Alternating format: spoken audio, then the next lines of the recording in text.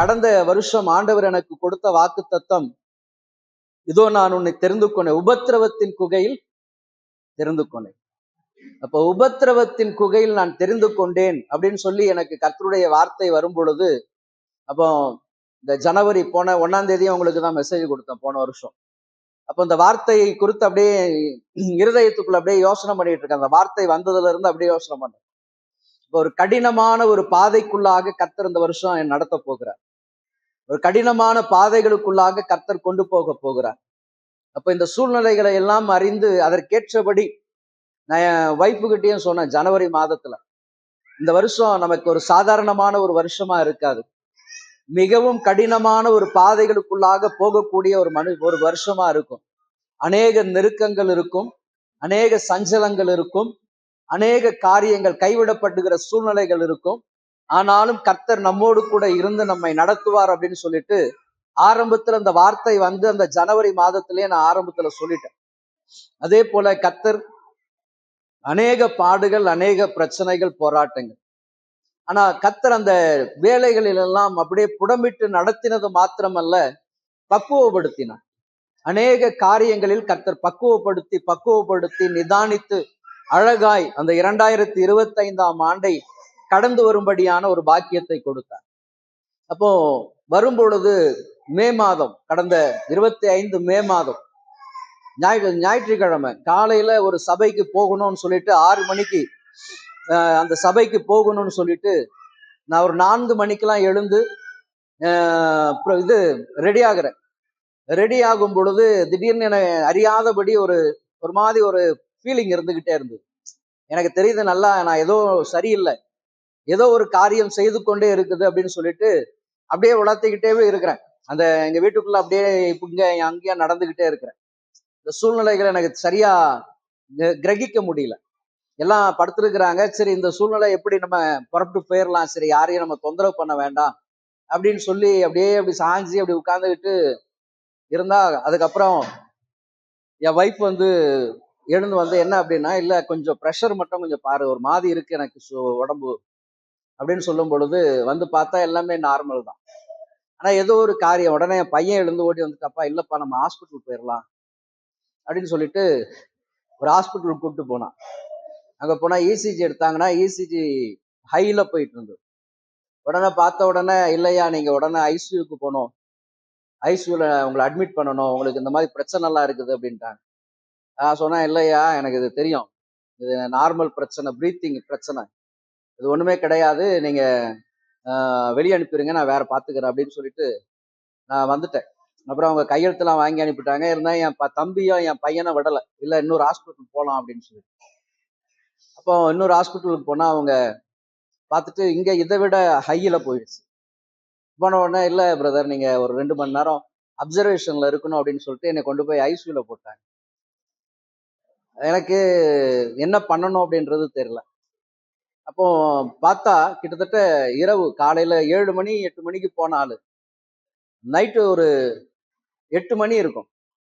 அப்போ அங்க இருக்கிற நர்ஸுகிட்ட சொன்னேம்மா, கொஞ்சம் எல்லாத்தையும் அவுத்து போடுங்க, நான் கொஞ்சம் அப்படி வாக்கிங்ல போயிட்டு அப்படி பாத்ரூம்லாம் போயிட்டு வந்துடுறேன், அதுக்கப்புறம் பார்த்துக்கலாம், கொஞ்சம் எனக்கு கொஞ்சம் அன்ஈசியா இருக்குது, நான் கொஞ்சம் அப்படி வாக்கிங்ல போறேன் அப்படின்னு சொல்லிட்டு எல்லாத்தையும் கழட்டி போட்டு அப்படியே வாக்கிங்ல ஒரு பாத்ரூம்லாம் போயிட்டு வந்து கொஞ்ச நேரம் உட்காந்துட்டு மறுபடியும் எல்லாத்தையும் வச்சு பார்த்தாங்க. அவர் உட்கார்ந்துருந்த டாக்டர் எழுந்து வந்து, பிரதர் நீங்க வீட்டுல இருக்கிற மாதிரி இருக்கிறீங்க, உங்களுக்கு ஒண்ணுமே கிடையாது பிரதர், சாதாரண இது எல்லாருக்குமே வரும், கொஞ்சம் உங்களுக்கு ப்ரெஷர் கொஞ்சம் அதிகமானதுனால கொஞ்சம் மூச்சு வாங்கியிருக்கு, வேற ஒண்ணுமே பிரச்சனை இல்லை, நீங்க நார்மல் ஆயிட்டீங்கன்னு சொல்லிட்டு டக்குன்னு இசிஜி அது இதுன்னு மறுபடியும் எடுத்தாங்க. எல்லாமே நார்மல், எக்கோ எல்லாமே நார்மல், ஒண்ணுமே கிடையாது, இது எனக்கும் வரும் உங்களுக்கும் வரும் எல்லாருக்குமே வரும், கொஞ்சம் டென்ஷன் ஆச்சுன்னா கொஞ்சம் ப்ரெஷர் அதிகமாகும், வேற ஒண்ணுமே கிடையாது அப்படின்னு சொன்னாங்க. மறுநாள் காலையில 7 மணிக்கெல்லாம் வார்டுக்கு கொண்டு போயிட்டாங்க. சார் உங்களுக்கு ஒண்ணுமே கிடையாது, எல்லாமே நார்மல் அப்படின்னு சொல்லி.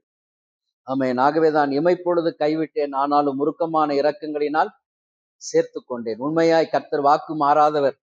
உபத்திரவத்தின் குகையிலிருந்து கர்த்தர் தெரிந்து கொண்டு அந்த பள்ளத்தாக்கில் இருந்தும் மீண்டு வரும்படியான ஒரு பாக்கியத்தை கொடுத்தார். அவங்க டேப்லெட்லாம் ஒரு கண்டினியூ பண்ணணும் அப்படின்னாங்க. அதுக்கு ஒரு 10 நாள் 15 நாள் எடுத்துட்டு அதுக்கப்புறம் அதையும் தூக்கி போட்டாச்சு. ஆமென். கர்த்தர் வாக்கு மாறாத தேவன், அவர் எவ்வளவேனும் பொய்யுரையாத தேவன். அவர் எப்படி நடத்தணும் அப்படின்னு சொல்லி வாஞ்சிக்கிறாரோ அந்த வழியில நம்மை ஒப்பு கொடுக்கும் பொழுது கர்த்தர் நம்மை அழகாக புடமிட்டு நடத்துவார். ஆகவே வந்திருக்கிற கர்த்தருடைய ஜனமே, இந்த சபைக்கும் கூட கர்த்தர் சொல்லுகிற ஒரு வாக்குத்தத்தம், தேசமே பயப்படாதே, மகிழ்ந்து களிக்கூறு. கர்த்தர் உங்கள் வாழ்க்கையில் உங்களுடைய சூழ்நிலைகளில் பெரிய காரியங்களை அவர் நிச்சயமாக செய்வார். இந்த வருஷத்தில் நீங்கள் அநேக தோல்விகளை சந்தித்திருக்கலாம். 25 நீங்கள் எதிர்பார்த்த அநேக ஆசீர்வாதங்களை நீங்கள் பெற்றுக்கொள்ளாமல் இருந்திருக்கலாம். ஆமேன். ஒன்றுக்கும் கலங்க வேண்டாம். கர்த்தர் நிச்சயமாய் நீங்கள் கிரகிக்க கூடாத அதிசயங்களை அவர் செய்கிற தேவன், அற்புதங்களை செய்கிற தேவன். இன்றைக்கு ஒண்ணுமே இல்லையே ராஜா, அந்த புதிய வருஷம் நான் ஒரு பெரிய ஆசீர்வாதத்தோடு நான் தொடங்கணும், ஒரு பெரிய வாக்குத்தத்தங்களோடு கூட தொடங்கணும், ஒரு ஆமேன் மிகப்பெரிய ஆமேன் காரியத்தை செய்ய வேண்டும் என்று சொல்லி நான் ஆசீர்வாதமாய் நுழையணும்னு சொல்லி நீங்க ஆசைப்பட்டீங்க. நிச்சயமாய் கர்த்தர் உங்கள் விருப்பத்தின்படியே இந்த வருஷத்தை ஆமேன் உங்களை நுழைய பண்ணியிருக்கிறார். அநேக வாக்குத்தத்தங்களை ஆமேன் நீங்கள் பெற்றிருக்கலாம். இப்ப நான் வரும்போது கூட பார்க்கும் பொழுது நீங்க காணிக்க போட்டதை விட அங்க வச்ச வாக்குத்தத்தங்கள் தான் அதிகமாக காலியா இருக்கு. அதுல ஒரு அம்மா கூட வந்துட்டு வாக்குத்தத்தமே இல்லை அப்படின்னு சொல்லிட்டு போயிருக்கிறாங்க வருத்தத்தோடு. அப்ப இங்க நீங்க எடுக்கிற வாக்குத்தத்தங்கள், போன வருஷம் எடுத்த வாக்குத்தத்தங்கள்லாம் எத்தனை பேருக்கு நிறைவேறி இருக்கு? போன வருஷமா இந்த இடத்துல இருந்து நிறைய வாக்குத்தத்தங்கள்லாம் எடுத்திருப்பீங்கல்ல. அப்ப வாக்குத்தத்தங்கள்லாம் நீங்க வருஷம் வந்து புதுசா எடுத்துட்டு போறீங்க. அப்ப புதுசா எடுத்திருக்கிற உங்க வாழ்க்கையில் என்ன காரியங்களை கர்த்தர் செய்திருக்கிறார்? அப்ப சபைக்கு என்ன வாக்குத்தத்தங்களை கர்த்தர் கொடுத்தார்? அந்த வாக்குத்தத்தங்கள் உங்க வாழ்க்கையில நிறைவேறி இருக்கிறதா? நீங்க எடுக்கிறீங்க, ஒரு புது துணி எடுக்கிறீங்க, அது கடையிலிருந்து எடுத்துட்டு வந்த உடனே வீட்டுல வந்து எல்லாத்தையும் நீங்க என்ன பண்றீங்க? போட்டு பாக்குறீங்க. ஏன் அது நல்லா இருக்கா, எங்கேயாவது ஏதாகிலும் கிழிசல் இருக்கா, அல்லது ஏதாகிலும் நூல் இடம் இருக்க போயிருக்குதா அப்படின்னு சொல்லிலாம் நீங்க சோதனை பண்றீங்க. அப்போ ஒரு சாதாரண புடவைக்கு, ஒரு துணிக்கு கொடுக்கிற மரியாதை. அப்போ வாக்குத்தத்தங்கள் இந்த வருஷத்துல வந்திருக்கிறீங்க. ஆண்டவரே, கடந்த வருஷத்துல எனக்கு இந்த வாக்குத்தத்தத்தை கொடுத்தீங்க ராஜா, என் குடும்பத்திற்கு கொடுத்தீங்க, என்னுடைய தனிப்பட்ட வாழ்க்கைக்கு கொடுத்தீங்க. நீங்க வாக்குத்தத்தத்தின்படி என்னை நடத்திருக்கிறீங்களா, அல்லது நான் நடந்திருக்கிறேனா?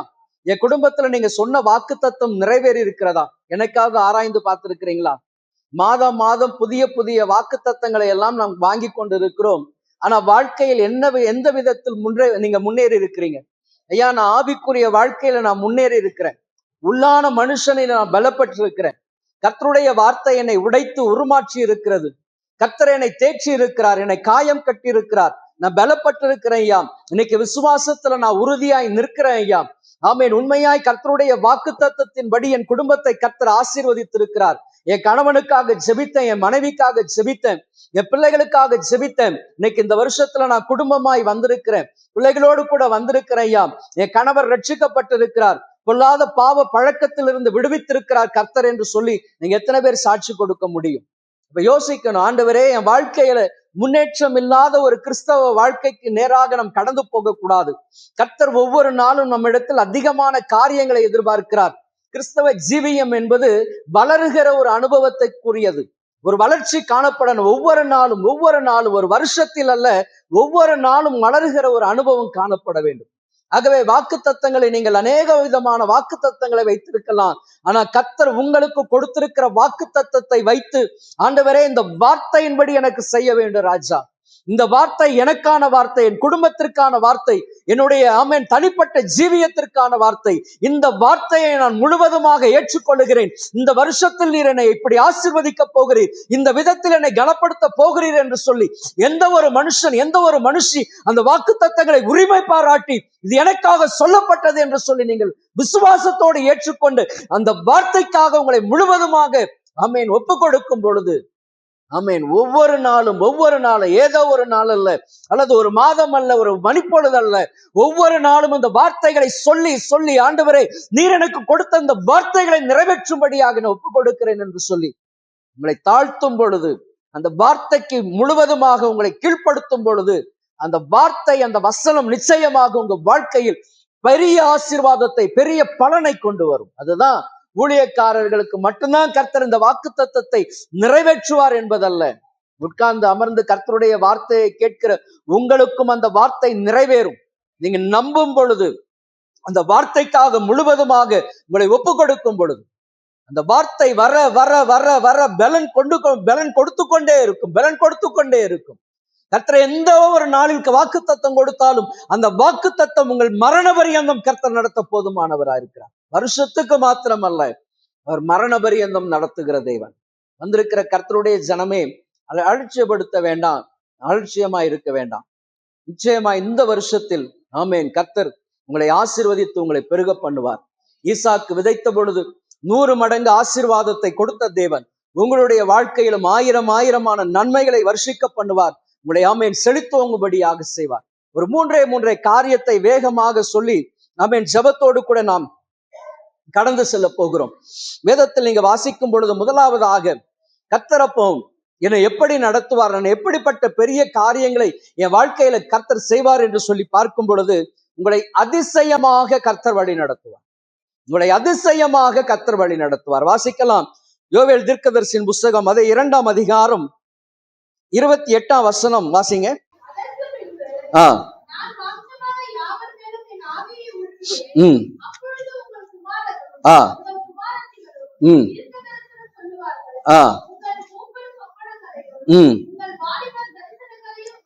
ஆமென். 25, 26 வாசிமா.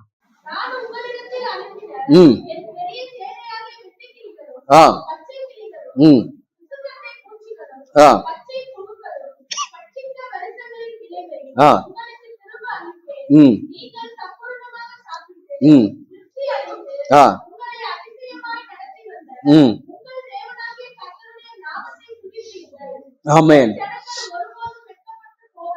ஆமென். அப்போ அதிசயமாய் நடத்துகிற தேவன், அதிசயமாய் நடத்துகிற தேவன்.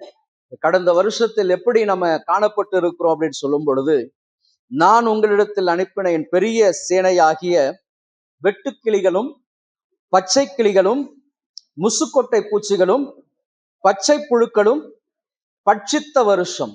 ஆமேன். கடந்த வருஷம் அநேக தோல்வி நீங்க சந்தித்திருக்கலாம். ஐயா, அநேக காரியத்தில் எனக்கு தோல்வி ராஜ். ஆமேன். ஆசீர்வாதத்தை நான் சுதந்திரிப்பதற்கு மிகவும் தடையாய் காணப்பட்டது. என்னால் சுதந்திரிக்க முடியவில்லை. என் வாழ்க்கையில் அழுகை இருந்தது, துக்கம் இருந்தது, வியாகுலம் இருந்தது, கண்ணீர் இருந்தது. நான் கவனிக்கப்பட முடியாதபடி இருந்தேன், அல்லது மறந்து போய் செத்தவர்களைப் போல எல்லாராலும் மறக்கப்பட்ட ஒரு சூழ்நிலையில் காணப்பட்டேன் ஐயா. அப்ப எல்லாவற்றிலும் நான் இழந்து போனவனாய் காணப்பட்டேன். என்னை அதிசயமாய் நடத்தக்கூடிய அந்த ஆளுகை என்னிடத்துல காணப்படலை ஐயா. நான் ஆமேன் இந்த கடந்த வருஷத்தை அதிகமாய் நான் பலனை எதிர்பார்த்தேன். ஆனா எனக்கு பலன் கிடைக்கல. அதற்கு பதில் நான் எதிர்பாராத நிறைய காரியங்களை, நான் இழந்து போன காரியங்கள் அநேகம் உண்டு. ஆனா கர்த்தர் இந்த புதிய வருஷத்தில் ஆமேன் உங்களை அதிசயமாய் கர்த்தர் வழி நடத்துவார். மட்டுமல்ல, இழந்து போனவைகளை எல்லாம் கர்த்தர் நீங்கள் பெற்றுக்கொள்ளும்படியாக கர்த்தர் செய்வார். கடந்த வருஷத்துல நீங்க எதிர்பார்த்த என்னென்ன நன்மைகளை எதிர்பார்த்தீர்களோ அதை இந்த வருஷத்தில் நிச்சயமாய் நிறைவேற்றுவார். கர்த்தருடைய வார்த்தை ஆமேன் வீணிலே போகாது. ஆமேன். நீங்க எதிர்பார்த்த நன்மைகள், என்னென்ன நன்மைகள் உண்டோ அந்த நன்மைகளை அவர் சம்பூரணமாய் கொடுக்கிற தேவன். அறகுறையா இல்லை, சம்பூரணமாய் முழுமையாய் கொடுக்கிற தேவன். என் ஜனங்கள் ஒருபோதும் வெட்கப்பட்டு போவதில்லை என்று சொல்லி கர்த்தர் வாக்கு கொடுத்திருக்கிறார். ஆகவே வந்திருக்கிற கர்த்தருடைய ஜனமே, உங்களை அதிசயமாய் நடத்துகிற தேவன். ஒரு 4 வகையான கூட்டத்தை குறித்து சொல்லப்பட்டிருக்கு. வெட்டுக்கிளிகளும் பச்சை கிளிகளும் முசுக்கொட்டை பூச்சிகளும் பச்சை புழுகளும் என்று சொல்லி. அப்ப இந்த 4 வகையான காரியங்கள், 4 வகையான காரியங்கள். இழப்புக்கு காரணம் என்ன அப்படின்னு சொல்லி பார்க்கும் பொழுது, எனக்குள்ளாக இருக்கக்கூடிய சுபாவங்கள், எனக்குள்ளாக போராடி கொண்டிருக்கிற காரியங்கள் என்ன பண்ணிருச்சு, அந்த வாக்குத்தத்தத்தை சுதந்திரிக்க கூடாதபடிக்கு முழுமையாக என்ன பண்ணிருச்சு, என்னை முழுவதுமாக கீழே விழத்தளிருச்சையா. என்னால எழும்பி நிற்கவே முடியவில்லை, என்னை முழுமையாய் நிற்க முடியவில்லை. துக்கத்திற்கு மேல் துக்கம், அழுகைக்கு மேல் அழுகை. நாங்கள் நிமிர்ந்து நிற்க முடியாதபடிக்கு அநேக நெருக்கங்கள், போராட்டங்கள், சஞ்சலங்கள் ஐயா. என்ன காரியங்கள் எப்படி நடக்கிறது என்று எங்களால் யோசிக்கவே முடியல. ஆகவே தோல்வியில் நாங்கள் கடந்த வருஷத்தை கழித்திருக்கிறோம். ஆனா இந்த வருஷத்தில் ஆமேன் ஆண்டவர் வாக்கு கொடுத்திருக்கிறார். அந்த பட்சித்த வருஷத்தின் விளைவை என்ன பண்ணுவாரா, அவர் திரும்ப கொடுப்பேன் என்று வாக்கு கொடுத்திருக்கிறார். ஆகவேதான் தேசமே பயப்படாதே, மகிழ்ந்து களிக்கூறு, உன்னை அதிசயமாய் நடத்துகிற தேவன். நீங்கள் எதையெல்லாம் இழந்தீர்களோ அவைகளை எல்லாம் நிச்சயமாய் நீங்கள் பெற்றுக்கொள்வீர்கள். கர்த்தருடைய வார்த்தை நிச்சயமாய் உங்க வாழ்க்கையில நிறைவேறும். வேத புஸ்தகத்தில் நீங்கள் ஒரு மனுஷனை பார்க்கும் பொழுது, யாக்கோபை குறித்து நீங்க வாசிக்கும் பொழுது, ஆதியாகமத்தின் புஸ்தகம் 28ஆம் அதிகாரம் இந்த 11, 12 வசனங்கள் கொஞ்சம் வாசிங்க. ஆ ம் ஆ ஆ ம் ஆ ம் ஆ ம் ஆ ஆமென். யாக்கோபை குறித்து இந்த இடத்துல வாசிக்கிறோம். யாக்கோபு தன்னுடைய சகோதரன் ஏசாவுக்கு பயந்து ஓடி போகிற அந்த ஒரு சூழ்நிலை, எதிர்காலத்தை குறித்த ஒரு பயம். இப்படிதான் ஐயா தகப்பன் வீட்டில் சந்தோஷமாயிருந்த நாட்கள், ஆனா இப்பொழுது சகோதரனுக்கு பயந்து புறப்பட்டு போகிறார். போகிற இடம் எப்படி என்று தெரியாது. இப்ப என்ன விதமான சூழ்நிலைகளை எல்லாம் நான் எதிர்கொள்ள போகிறேன் என்று தெரியாது. அன்றைக்கு பொழுது சாய்ந்த பொழுது அவர் ஒரு கல்லின் மீது அப்படியே படுத்திருக்கும் பொழுதுதான் கர்த்தர் அவருக்கு இடைப்படுகிறார். இப்ப கர்த்தருடைய வார்த்தை அவருக்கு சொல்லும் பொழுது ஆமென் வாசிக்கலாம். 13ஆம் வசனம், கர்த்தர் அதற்கு மேலாக நின்று, நான் உன் தகப்பனாகிய ஆபிரகாமின் தேவனும் ஈசாக்கின் தேவனும் ஆகிய கர்த்தர், நீ படுத்திருக்கிற பூமியை உனக்கும் உன் சந்ததிக்கும் தருவேன். உன் சந்ததி பூமியின் தூளை போல் இருக்கும். நீ மேற்கேயும் கிழக்கேயும் வடக்கேயும் தெற்கேயும் பரம்புவாய். உனக்குள்ளும் உன் சந்ததிகளுக்குள்ளும் பூமியின் வம்சங்கள் எல்லாம் ஆசீர்வதிக்கப்படும். கர்த்தர் பாருங்க, ஒரு மனுஷன் தன்னுடைய எதிர்காலத்தை குறித்து, ஆண்டவரே நீ எப்படி இருப்பேன் ஐயா, என் வாழ்க்கை எப்படி காணப்படும், என் எதிர்காலம் எப்படி காணப்படும், எல்லாவற்றிலும் நான் தோல்வியோடு கூட இருக்கிறேனே, நாளைக்கு பொழுது விடியும் பொழுது என்னுடைய காரியங்கள் எப்படியாக இருக்கும் என்று சொல்லி சஞ்சலத்தோடு வருத்தத்தோடு கூட படுத்திருந்த மனுஷனுக்கு தான் கர்த்தர் தரிசனமாகி சொன்னார், ஆமென், நீ எப்படி வடக்கே தெற்கே கிழக்கே மேற்கே நீ எப்படி பரம்புவாய், உனக்குள்ளாக உன் சந்ததிகளுக்குள்ளாக பூமியின் வம்சங்கள் எல்லாம் ஆசீர்வதிக்கப்படும் என்கிற மேன்மையான வாக்கு தத்தத்தை கர்த்தர் கொடுத்தது மட்டுமல்ல, ஆண்டவர் அங்க ஒரு வாக்கு கொடுக்கிறார், நான் உனக்கு சொன்னதை செய்யும் அளவும் நான் உன்னை விட்டு விலகவும் மாட்டேன், உன்னை கைவிட மாட்டேன். இதுதாங்க கர்த்தர் ஒரு மனுஷனுக்கு உங்களுக்கு தனிப்பட்ட முறையில் வாக்கு கொடுக்கும் பொழுது அவர் சொல்லுகிற காரியம். நான் உனக்கு சொல்லுகிறதை செய்யும் அளவும் என்ன பண்ண மாட்டேன், நான் உன்னை விட்டு விலக மாட்டேன், உன்னை கைவிட மாட்டேன். வந்திருக்கிற கர்த்தருடைய ஜனமே, நிச்சயமாய் கர்த்தர் புதிய வருஷத்தில் உங்களை அதிசயமாக நடத்துவார். யாக்கோபை அதிசயமாய் நடத்தின தேவன், யாக்கோபை அதிசயமாய் நடத்தின தேவன். இந்த யாக்கோபுடைய சம்பவங்களை எல்லாம் நீங்க வாசிக்கும் பொழுது, லாபான் இடத்துல அவர் பணிபுரிந்து அதன் பின்பதாக ஆண்டவர் அவருக்கு மறுபடி சொப்பனம் அவர் பேசுகிறார். அவரோடு கூட பேசும் பொழுது ஆமென், நீங்க வாசிக்கலாம்.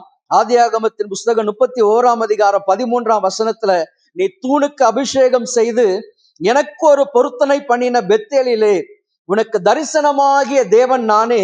இப்பொழுது நீ எழுந்து என்ன பண்ணு, இந்த தேசத்தை விட்டு புறப்பட்டு உன் இனத்தார் இருக்கிற தேசத்திற்கு திரும்பி போ. கர்த்தருடைய வார்த்தை. அப்ப அதன் பின்பதாக யாக்கோபு சொல்லுகிற ஒரு வார்த்தை நீங்க பார்க்கும் பொழுது, 32ஆம் அதிகாரம் 10ஆம் வசனத்தை நீங்க வாசிக்கும் பொழுது, அடியனுக்கு தேவரீர் காண்பித்த எல்லா தயவுக்கும் எல்லா சத்தியத்திற்கும் நான் எவ்வளவேனும் பாத்திரன் அல்ல. அவர் சொல்லுகிறார், நான் கோலும் கையுமாக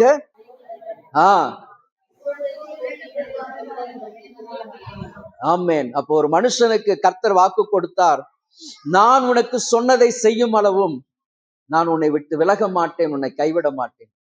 ஆமென். யாக்கோபு சொல்லுகிறார், நான் வெறும் கோலும் கையுமாய் போனேன், வெறும் கோலும் கையுமாய் போன இந்த யோர்தானை கடந்து, ஆனா எனக்கு எப்படி திரும்பி வந்திருக்கிறேன், நானு 2 பரிவாரங்களோடு, 2 பரிவாரங்களோடு ஆமென், அதிகமா எண்ணிக்கை கடங்காத ஆசீர்வாதங்களோடு கர்த்தர் யாக்கோபை ஆமென் பெருக பண்ணினார். சொன்ன வார்த்தையின்படியே இன்றைக்கும் பூமிக்குள்ளா இருக்கிற வம்சங்கள் எல்லாம் ஆசீர்வதிக்கப்படும்படியாய் கர்த்தர் உயர்த்தினார். கர்த்தர் யாக்கோபுக்கு சொன்னவர் தான் உங்களுக்கும் எனக்கும் வாக்கு கொடுத்திருக்கிறார். தேசமே பயப்படாதே, உன்னை அதிசயமாய் நடத்துகிற தேவனை நீங்க நம்புங்க. மனுஷரை நம்ப வேண்டாம், ஊழியர்களை நம்ப வேண்டாம், ஊழியக்காரிகளை நம்ப வேண்டாம், நாசியில் சுவாசம் உள்ள எந்த ஒரு மனுஷனையும் நீங்க நம்ப வேண்டாம். கர்த்தரை நீங்க நம்புங்க, கர்த்தருடைய வார்த்தையை நம்புங்க. ஆமேன். அவர் வசனத்தை அனுப்பி குணமாக்குகிற தேவன், அவர் உங்களுக்கு நன்மை செய்வார். ஆமேன். ஒருபோதும் உங்களுக்கு ஆமேன் எந்த விதமான குறைவுகள் இல்லாதபடி அவர் நடத்த போதுமானவராய் இருக்கிறார். ஆகவே நீங்க கர்த்தரை நம்பும் பொழுதுதான் உங்க ஆத்மா என்ன ஆகும், புஷ்டியாகும். ஆத்மாக்களுக்குள்ளாய் ஒரு கம்பீரம் உண்டாகும். வந்திருக்கிற கர்த்தருடைய ஜனமே, ஐயோ எனக்கு 26 எப்படி இருக்கும், பயப்படாதீங்க. நிச்சயமாய் நீங்கள் பயப்படுகிற காரியங்கள் உங்களுக்கு நேரிடவே நேரிடாது. யாக்கோபின் தேவன் உங்களுக்கு துணையாய் இருக்கிறார்.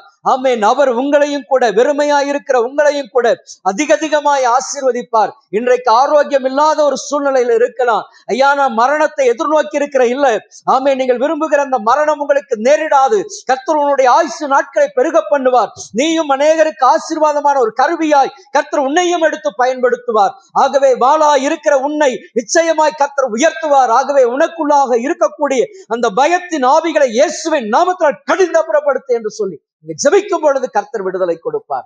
ஐயா எந்த விதமான ஆசீர்வாதம் இல்லையா, எந்த விதமான நன்மைகளை நாங்கள் சுதந்திரிக்கவில்லை ராஜா. கடனில் அமிழ்ந்து கொண்டிருக்கிறேன், துயரத்தில் இருக்கிற ராஜா, என்னால் வீட்டு வாடகை கூட கட்ட முடியல. இல்ல, யாக்கோபுக்கு சொன்ன தேவன் நான் உனக்கு சொன்னதை செய்யும் அளவும் நான் உன்னை விட்டு விலகுவதும் இல்லை கைவிடுவதும் இல்லை என்று சொன்ன தேவன். ஆமேன். உன்னையும் கூட 2 பரிவாரங்களோடு கூட ஆசீர்வதித்த தேவன் வாக்கு மாறாதவர். உன்னையும் ஆசீர்வதிப்பார். ஆமேன். உன்னையும் கொடுக்கிறவளாய் கர்த்தர் மாற்றுவார். ஆமேன். நீங்க வார்த்தையின் நம்பிக்கையாய் ஆமேன் ஜெபம் பண்ணுங்க ஒவ்வொரு நாளும். ஆமேன். இல்லைன்னு சொல்லாதீங்க. ஆண்டவரே நீர் என்னை ஆசீர்வதிக்கிற தேவன், என்னை வர்த்திக்கிற தேவன், என்னை பெருக பண்ணுகிற தேவன் ராஜா. சேனைகளின் கர்த்தர் என்னோடு கூட இருக்கிறீர் ராஜா. ஆமேன். ஐஸ்வர்ய சமணர் என்னோடு கூட இருக்கிறீர். யாக்கோபு வெறும் கையும் போன யாக்கோபை ஆசீர்வதித்த தேவன் என்னையும் ஆசீர்வதியும் என்று சொல்லி கதறுங்க. உங்களை முழுவதுமாய் கர்த்தருக்கென்ற 100% உங்களை முழுமையாய் நீங்கள் ஒப்பு கொடுக்கும் பொழுது கர்த்தருடைய வார்த்தை நிச்சயமாய் உங்கள் வாழ்க்கையில் நிறைவேறும். ஆகவேதான் தேசமே பயப்படாதே. ஆமேன். நீ பயப்படாத. நீ பயப்படுகிற எந்த ஒரு காரியத்திலும் ஆமேன் கர்த்தர் உனக்கு ஜெயத்தை கொடுப்பார். பயப்படுகிற காரியம் நடைபெறாது.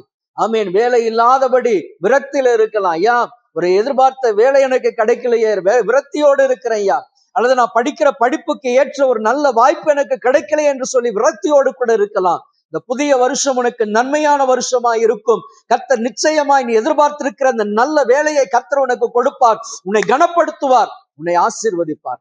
ஆகவே நீங்க சோர்ந்து போக வேண்டாம். ஆமேன். அதிசயமாய் நடத்துகிற தேவன். கர்த்தருடைய வழி அதிசயமாய் காணப்படும், அற்புதமாய் காணப்படும். ஆகவே நிச்சயமாய் நீங்கள் கர்த்தரை மட்டும் உறுதியாய் பிடித்துக் கொள்ளுங்க. கர்த்தர் ஆமென் மிகப்பெரிய காரியத்தை கர்த்தர் செய்வார். அடுத்ததாக நீங்க வாசிக்கும் பொழுது 1 சாமுவேலின் புஸ்தகம் 30ஆம் அதிகாரம் 1ஆம் வசனம் 8ஆம் வசனம் வாசிங்க. ஆமென்.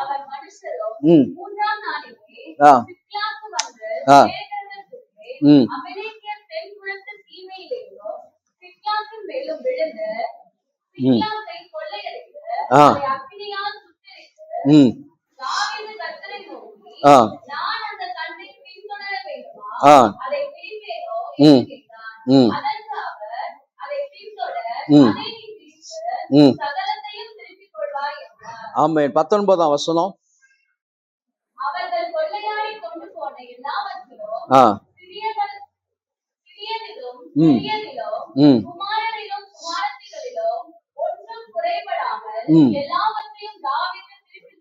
ஆமென். அப்போ அதிசயமாய் நடத்துகிற தேவன் உன்னை காரியங்களை கைக்குடி வர பண்ணுவார். அடுத்தது இழந்தவைகளை பெற்றுக்கொள்ளும்படியாய் கர்த்தர் செய்வார்.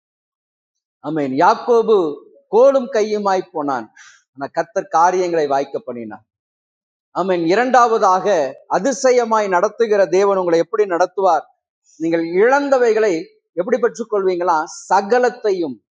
தாவீது ஒன்றும் குறைவுபடாதபடி முழுமையாய் பெற்றுக்கொண்டான். எல்லாவற்றையும் சகலத்தையும் பெற்றுக்கொண்டான். ஆகவேதான் ஆமென் ஒன்றும் குறைவுபடாதபடி எல்லாவற்றையும் தாவீது என்ன பண்ணாரா? திருப்பிக் கொண்டார். வந்திருக்கிற கர்த்தருடைய ஜனமே, இழந்து போன காரியங்கள் ஐயா, கடந்த வருஷத்துல நான் இன்னென்ன காரியங்கள்லாம் இழந்து போயிருக்கிறேன் ஐயா. எனக்கு அநேக காரியங்கள், நான் நம்பின ஜனங்கள், நான் நம்பினவர்கள் என்னோடு கூட என்னை ஏமாத்திட்டு போயிட்டாங்க ஐயா. அல்லது என்னுடைய உறவினர்கள் எனக்கு இவர்கள் மிகவும் நம்பிக்கையா இருந்தாங்க, என்னை ஏமாத்திட்டு போயிட்டாங்க. இப்ப விரத்தியில இருக்கிறேன். ஐயோ நான் யாரை நம்புவது என்று விரத்தி. அநேக இழப்புகள், பொருளாதாரத்துல நான் அநேக இழப்புகளை சந்தித்திருக்கிறேன் ஐயா. அநேக கடன் பிரச்சனைக்குள்ளாக உழன்று கொண்டிருக்கிறேன். எப்படி நான் வாங்கின கடனை கொடுக்க போகிறேன்? ஒரு பயம் என்னை கவி பிடித்து கொண்டிருக்கிறது. யார் என்னை நெருக்கத்திலிருந்து என்னை விசாலத்திற்கு கொண்டு போவாங்க? ஒரு விதமான திகிலோடு கூட நான் காணப்பட்டு கொண்டிருக்கிறேன். இல்ல, ஆமீன். தாவீது சிக்லாக்கில் இழந்து போனவைகளை எல்லாம் அவன் என்ன பண்ணானா, ஒன்றும் குறைவுபடாதபடி திருப்பிக் கொண்டான். நிச்சயமாய் கர்த்தர், ஆமேன், உங்களுடைய காரியங்கள் என்ன காரியமாய் இருந்தாலும் நீங்க இழந்தவைகளை நிச்சயமாய் கர்த்தர் உங்களுக்கு திரும்ப கொடுப்பார்.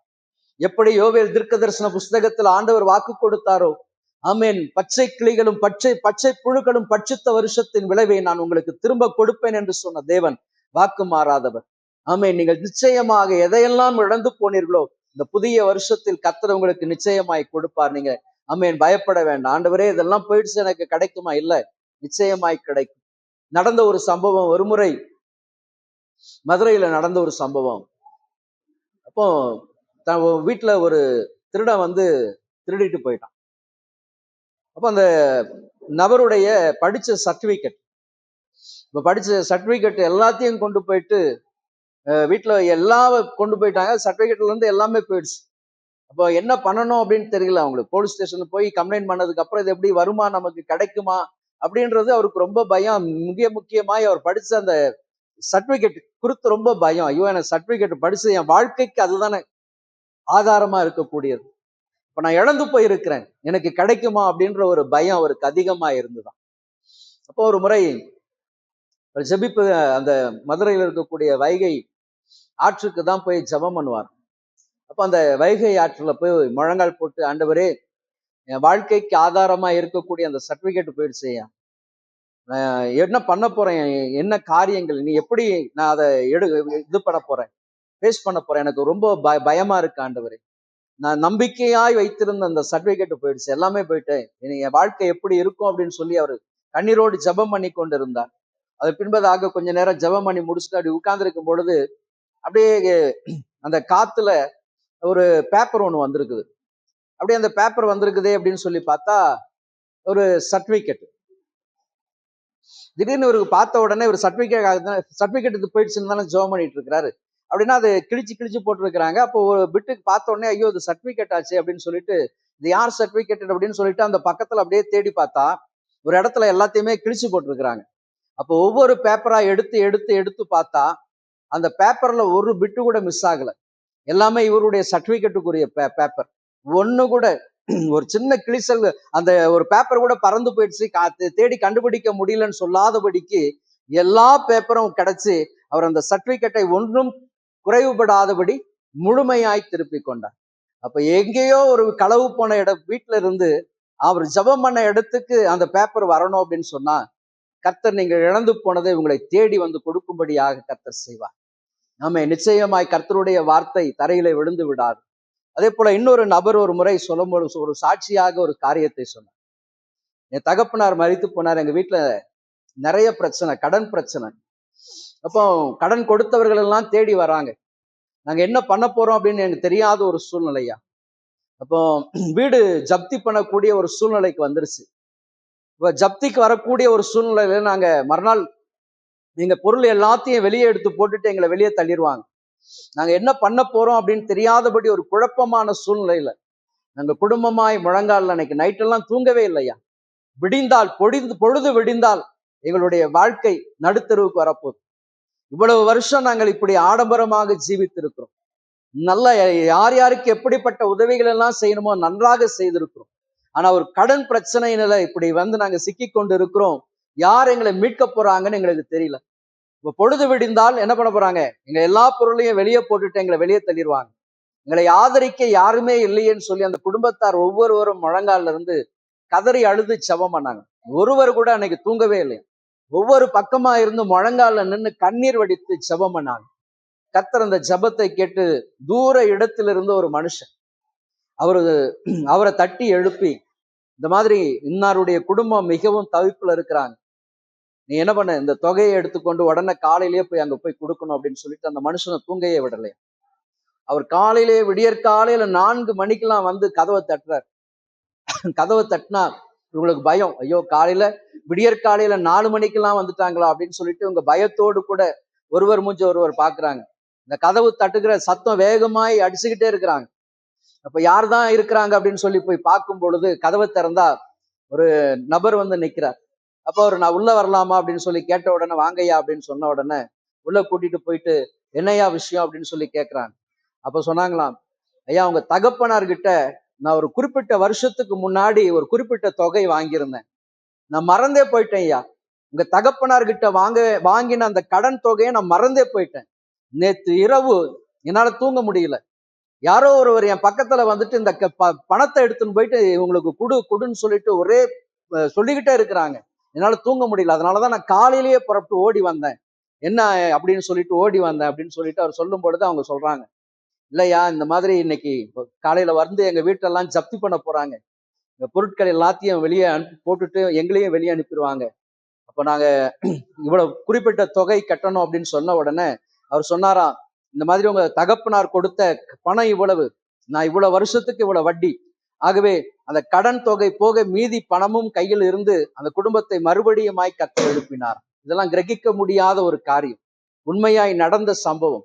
கர்த்தர் அதே போல உங்களுடைய இழப்புகளையும் உங்களை தேடி வந்து சந்திக்கும்படியாய் கர்த்தர் செய்வார். எப்பொழுது நீங்க அவரை நோக்கி பார்க்கும் பொழுது, மனுஷனை அல்ல கர்த்தரை நோக்கி பார்க்கும் பொழுது, கர்த்தர் உங்களுக்கு கொடுத்த வாக்கு தத்தங்களை சொல்லி நீங்க ஜெபிக்கும் பொழுது கர்த்தர் உங்களை வெட்கப்பட விடவே மாட்டார். கடைசியாக ஒரு காரியத்தை சொல்லி நாம் ஜெபத்தோடு கூட கடந்து செல்ல போகிறோம். ஆமென். வாசிக்கலாம். ஆமென். எரேமியாவின் புஸ்தகம் 29ஆம் அதிகாரம் 11ஆம் வசனம்.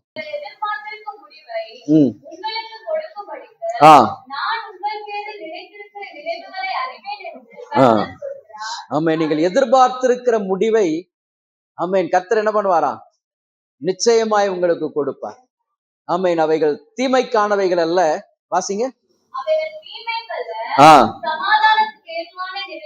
ஆமென். சமாதானத்துக்கு ஏதுவான நீங்கள் எதிர்பார்த்திருக்கிற நன்மையை, ஆமென், கடைசியாக நீங்கள் எதிர்பார்த்திருக்கிற நன்மையான ஈவுகளை கர்த்தர் நிச்சயமாக ஆமென் கொடுப்பார். அப்போ ஒரு வாக்கு தத்தத்தை நீங்கள் சுதந்திரிப்பதுலதான் ஆசீர்வாதங்கள் இருக்கு. இப்ப வார்த்தையை கேட்கலாம், கேட்கும் பொழுது நல்லா இருக்கும், கேட்கும் பொழுது பரவசமா இருக்கும். ஆனால் வாழ்க்கையின் அனுபவங்களுக்கு கொண்டு வரும் பொழுதுதான் அந்த ஆசீர்வாதத்தை நீங்க என்ன பண்ண முடியும்? ருசிக்க முடியும். ஆப்பிள் பழம் இருக்கு, ஆரஞ்சு பழம் இருக்கு அப்படின்னு சொன்னா பார்க்கும் பொழுது நல்லா இருக்கும், ஆனா அதை சாப்பிடும் பொழுதுதான் அதனுடைய ருசி தெரியும். அது எப்படிப்பட்ட பழமா என்று சொல்லி நீங்க அறிந்து கொள்ள முடியும். அது போலதான் வாக்கு தத்தத்தை நீங்க என்ன பண்ணணும்? உள்வாங்கி அதற்கு உங்களை முழுவதுமாக ஒப்பு கொடுக்கணும். அந்த வார்த்தை கிரியை செய்வதற்கு ஒப்பு கொடுக்கணும். அப்ப அந்த வார்த்தையானது உங்களுக்குள்ளாக போய் தேவையில்லாத கலைகளை எல்லாம் என்ன பண்ணும்? கட் பண்ணும். ஒரு சில வேதனையான சூழ்நிலைகள் எல்லாம் உண்டாக்கும். ஆண்டவர் சொல்லுவார், நீங்க அநேகர் சொல்லலாம், ஐயா எனக்கு உலகத்துல இவங்க தான் எனக்கு சிநேகிதம் ஐயா, இவங்க தான் என்னுடைய நம்பிக்கை எல்லாமே அப்படின்னு சொல்லி ஒரு மனுஷனை, ஒரு மனுஷியை அல்லது பிள்ளைகளை சார்ந்து நிறைய பேர் சொல்லுவாங்க, எனக்கு எல்லாமே என் பையன்தான், என் பொண்ணுதான், என் பையன்தான் அப்படின்னுவாங்க. ஒரு மனுஷனை, ஒரு மனுஷியை அல்லது பிள்ளைகளை சார்ந்திருக்கிற அந்த அனுபவங்களை எல்லாம் என்ன பண்ணுவாருன்னா கர்த்தருடைய ஆவியானவர் என்ன பண்ணுவாருன்னா, ஆமென், பிள்ளைகளை கணவனை மணவனை சார்ந்து அப்படிப்பட்ட காரியம் இல்ல, கிறிஸ்துவை சார்ந்து இருக்கும்படியாக கர்த்தர் செய்வார். எல்லாவற்றிலும் நீங்க யாரை அதிகமாய் பிரியப்படுத்தணும்னா கிறிஸ்துவை பிரியப்படுத்துகிற, அவரை முதன்மைப்படுத்துகிற அந்த அனுபவத்திற்குள்ளாய் வரும்படியாக கர்த்தர் செய்வார். நீங்க நிறைய பேர் நம்ம என்ன பண்றோம்? மனுஷர்களை பிரியப்படுத்துகிறோம் ஐயா, உறவுகளை பிரியப்படுத்துகிறோம். ஆமீன். அந்த காரியங்கள் அல்ல. கர்த்தரை நீங்கள் பிரியப்படுத்தும் பொழுது, கர்த்தரை நீங்கள் முதன்மையாக வைக்கும் பொழுது, ஆமீன், உங்களுடைய காரியங்கள் நீங்கள் எதிர்பாராத நன்மைகளை கர்த்தர் கொடுப்பார். அதுதான் ஆசீர்வாதம். ஆமீன். அப்போ வாக்கு தத்தத்தை உள்வாங்கி ஒரு சில நேரங்களில் கர்த்தர் என்ன பண்ணுவார்னா அந்த வார்த்தைக்கு நேராக உங்களை உருமாற்றி கொண்டே இருப்பார். நீங்க இந்த பட்டுப்புழு அந்த பட்டர்ஃப்ளையை பார்த்திருப்பீங்க இல்லையா? பட்டர்ஃப்ளை பறக்கும் பொழுது ரொம்ப அழகா இருக்கும். ஆனா அதனுடைய தோற்றம் தெரியுமா உங்களுக்கு? அது எப்படி வருது அப்படின்னு தெரியுமா? அதனுடைய முதல் உருவம் என்பது ஒரு புழு. ஒரு புழு முழுவதுமாக இந்த இலைகளை மட்டுமே சாப்பிடும். அந்த இலையை சாப்பிட்டு ஒரு குறிப்பிட்ட நாள்ல பாத்தீங்கன்னா தன்னுடைய உமிழ் நீரினால் ஒரு கூட்டை உருவாக்கும். அந்த உருவாக்கி தன்னை முழுவதுமாக என்ன பண்ணும்னா மறைத்து கொள்ளும். ஒரு குறிப்பிட்ட நாட்கள் என்ன பண்ணணும்? அந்த பட்டர்ஃப்ளை உள்ளேயே இருக்கும். அதுக்கு முன்னாடி வேண்டிய ஆகாரத்தை எல்லாம் அதை சாப்பிட்டு உள்ள இருந்து கொண்டே இருக்கும். தன்னை முழுவதுமாக அதை மாற்றிக்கிட்டே இருக்கும். அப்ப ஒரு குறிப்பிட்ட நாட்கள் அது உள்ளுக்குள்ள இருந்து உருமாற்றம் நடந்து கொண்டே இருக்கும். ஒரு சாதாரண ஒரு புழு அதை பார்க்கும் பொழுது அவ்வளவு அருவருப்பா இருக்கும். ஆனா அந்த குறிப்பிட்ட நாளில் அது வெளியே வரும் பொழுது அழகான தோற்றத்தோடு ஒரு பட்டாம்பூச்சியா வெளியே வரும். அப்ப அந்த கூட்டுப்புழு அந்த வெளியே வரும் பொழுது ரொம்ப நேரம் டைம் எடுக்கும். உடனெல்லாம் வராது. அது ஒரு குறிப்பிட்ட நேரம் டைம் எடுக்கும். நம்ம சரி இது ரொம்ப கஷ்டப்படுதே, அப்படி வெளியே வரணுமே அப்படின்னு சொல்லிட்டு நம்ம அதை எதையாகிலும் செய்து நம்ம எடுத்துட்டோம் அப்படின்னா அது இறந்து போயிடும். ஏன்? அது வெளியே வருவதற்கு ஒரு குறிப்பிட்ட நேரம் உண்டு, ஒரு காலங்கள் உண்டு. அது வரைக்கும் தன்னை கொஞ்சம் கொஞ்சமாய் அது வெளியே வந்து முழுமையான ஒரு விடுதலையை பெற்று அதுவே சுதந்திரமாக என்ன பண்ணணும்? பறக்கணும். அது போலதான் வாக்கு தத்துவம். நீங்க உள்வாங்கி கொஞ்சம் கொஞ்சமாய் கர்த்தருடைய ஆவியானவர் உங்களை புடமிட்டு அந்த வார்த்தைக்கு நேராக உங்களை முழுவதுமாக உருமாற்றம் செய்வார். இந்த வாக்கு தத்துவத்தின் ஆசீர்வாதத்தை நீங்கள் சுதந்திரிக்க உங்களை உருமாற்றம் செய்து கொண்டே இருப்பார். உடனே சுதந்திரிக்க முடியாது. ஆனா உங்களை உருமாற்றம் செய்து உங்களை பக்குவப்படுத்தி சரியான நேரத்தில் சரியான இடத்தில் ஆமேன் உங்களுக்கு என்ன செய்ய வேண்டுமோ அதை சரியாய் செய்வார். அது உங்களுக்கு ஆசீர்வாதமா இருக்கும். அதுதான் கர்த்தருடைய வார்த்தை. அதுதான் வாக்கு தத்தத்தை சுதந்திரிப்பது. ஏன்னா என் வாழ்க்கையில கர்த்தர் எத்தனையோ நன்மைகள் வாக்கு தத்தமாய் கொடுத்து அந்த வாக்கு தத்தங்களை எல்லாம் நான் சுதந்திரித்தபடியினால், அந்த ஆசீர்வாதங்களை எல்லாம் பெற்றுக்கொண்டபடியினாலதான் இன்னைக்கு உங்கள் முன்பதாக சாட்சியாய் கர்த்தர் நிறுத்தும்படியாக ஆமேன் என்னை நிறுத்தி இருக்கிறார். ஆகவே எனக்கு செய்த அற்புதங்கள் ஏன் கர்த்தர் உங்களுக்கு செய்யக்கூடாது? ஏன் எங்க குடும்பத்திற்கு செய்தவர் ஏன் உங்களுக்கு செய்யக்கூடாது? இல்லையா? அப்ப எல்லாருக்குமே தேவன் தானே. நான் ஆராதிக்கிற தேவன் தானே நீங்களும் ஆராதிக்கிறீங்க. அப்ப உங்களுக்கு மட்டும் வேற மாதிரியா? இல்லையே. அப்ப எனக்கு நன்மை செய்தவர் ஏன் உங்களுக்கு செய்யக்கூடாது?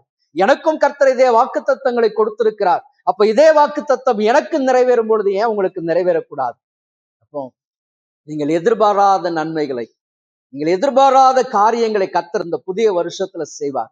நீங்க உங்களை முழுவதுமாக கிறிஸ்துவுக்கு ஒப்பு கொடுங்க. அதிகமாய் ஆண்டவருடைய சமூகத்துல உபவாசத்தோடு கூட காத்துருங்க. ஆண்டவரே, நான் எதிர்பார்த்திருக்கிற காரியங்கள் ராஜா, உபவாசத்தோடு கர்த்தருடைய சமூகத்தை அதிகமாய் தேடுங்க. ஜபத்திலும் வேண்டுதலிலும் ஆமேன் பாடலிலும் கர்த்தரை துதிக்கிற துதியிலும் அதிகமான கவனத்தை செலுத்தாதீங்க. ஆமேன் செலுத்துங்க. மனுஷரை பிரியப்படுத்துவதற்கு நேரம் ஒதுக்காதீங்க. கர்த்தரை பிரியப்படுத்த நேரம் ஒதுக்குங்க. எப்பெல்லாம் நேரம் கிடைக்குதோ கர்த்தருடைய ஆலயத்துல வந்து அவருடைய சமூகத்துல உட்காருங்க. ஆண்டவரே, உடைய மகிமையான பிரசனத்துக்குள்ளாக என்னை நிரப்பி நடத்துங்க ராஜா. உலக மனிதர்களுடைய சத்தம் செவிகளுக்குள்ளாய் நுழையக்கூடாது. மனிதர்கள் பேசுகிற வார்த்தைகள் அவிசுவாசமான வார்த்தைகள் என் இருதயத்துக்குள் போகக்கூடாது. எனக்கு இந்த வார்த்தைகளை எல்லாம் சொல்லியிருக்கிறீங்க ஐயா. ஆமேன். எனக்கு ஆயிரமான வாக்கு தத்தங்களை சொல்லியிருக்கிறீங்க ராஜா.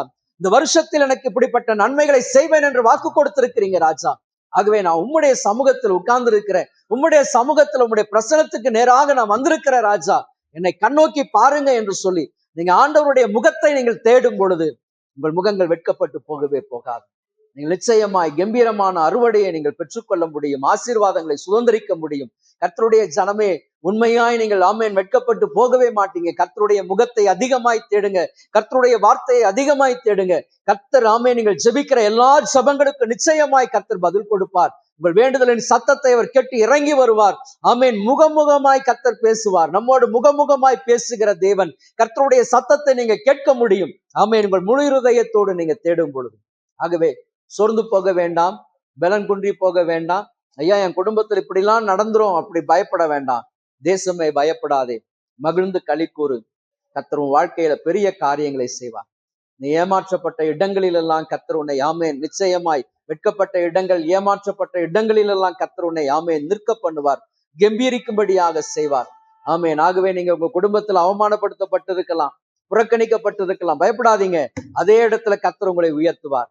ஆமேன். எந்த நாவு உங்களை குற்றப்படுத்துறதோ அதே நாவு உங்களை ஆமேன் புகழ்ந்து பாடும். நிச்சயமாய் கர்த்தர் அப்படிப்பட்ட ஆமேன் கீர்த்தியான காரியங்களை செய்வார். ஆமேன். உங்கள் மூலமாய் கர்த்தருடைய நாமம் மகிமைப்படும்.